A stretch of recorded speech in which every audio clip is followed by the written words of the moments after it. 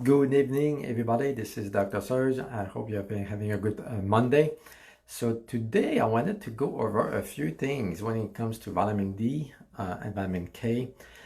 We know today that vitamin D is one of the main factor when it comes to prevention of viruses. We know, for example, when it comes to coronavirus, that vitamin D seems to be the most important factor when it comes to getting or not getting the virus. There's a lot of research now showing that countries who get a lot of vitamin D have a lower risk of people getting sick from this virus. And on the other side, countries where people don't get a lot of D, they get sicker.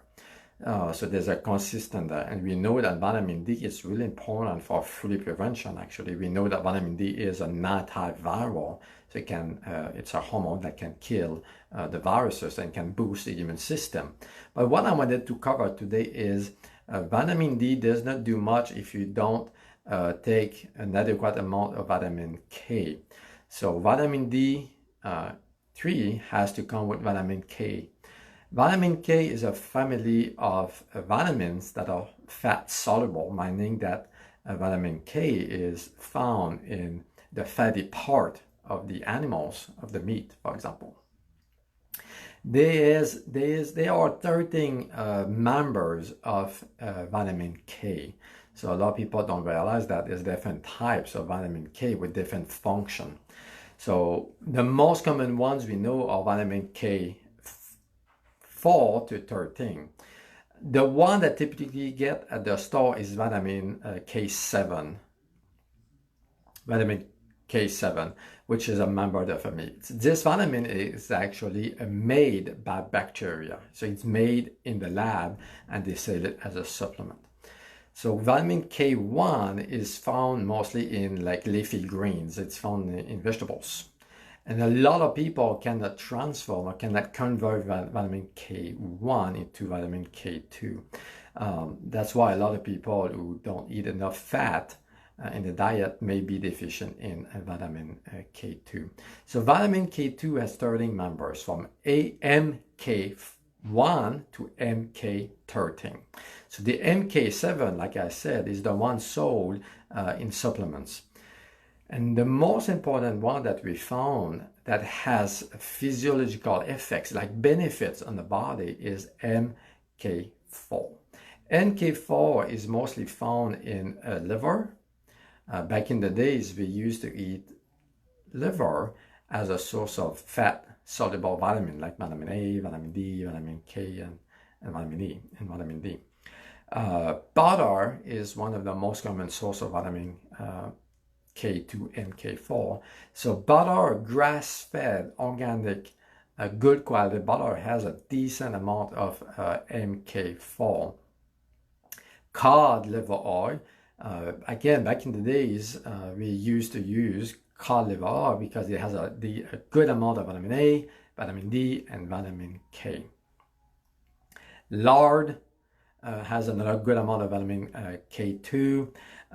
Chicken meat, eggs, liver, like I said, cheese, a good quality cheese has a good amount of vitamin K2, MK4, this type. I'm talking about MK4 because this is the most important type of vitamin that you do not get in supplements.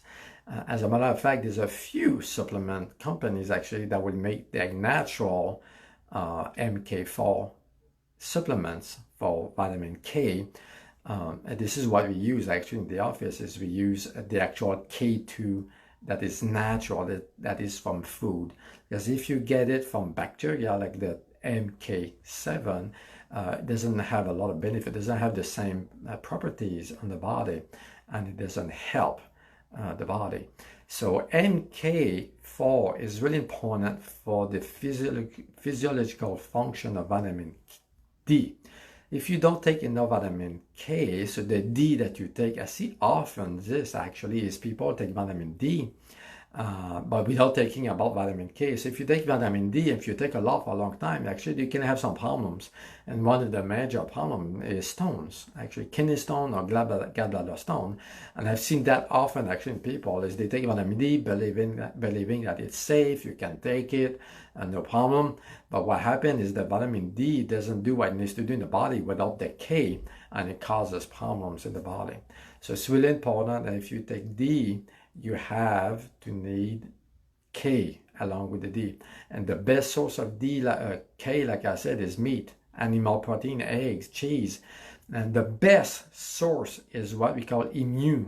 Emu oil, emu is an animal. So emu oil, if you get the oil from this animal, the fat part of it has the most amount of vitamin MK4. There's some companies though that make capsules, that make supplements out of this fat, which is really healthy. It has a lot of good benefit. It's good for your skin, it's good for your bone, it's good for the whole body. So this is what I would recommend. So if you take these two together, you get the best benefit out of this, and it's the best way to support and boost the immune system. Like I said at the beginning, vitamin D deficiency is directly connected to have a higher risk of having the COVID-19 or viruses in general. So if you take D, and this is what I do with all my patients, is I recommend everybody get some good D with your K, and that helps boosting your immune system. If you have any question, please let me know. You can write your question in the comment sections. Otherwise, have a good night. Thank you.